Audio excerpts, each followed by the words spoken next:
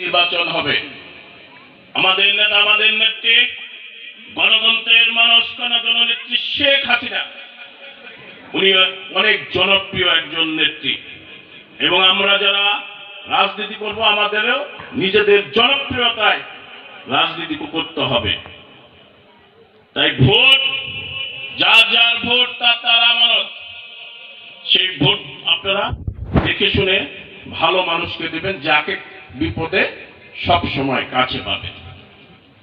এই কথা বলে আপনাদের সকলের মঙ্গল কামনা করে আমি আমার কথা শেষ করছি। জয় বাংলা, জয় বঙ্গবন্ধু, জয় হোক শেখ হাসিনা, জয় হোক অত্র এলাকার বিপ্লবী জনতা। আসসালামু আলাইকুম।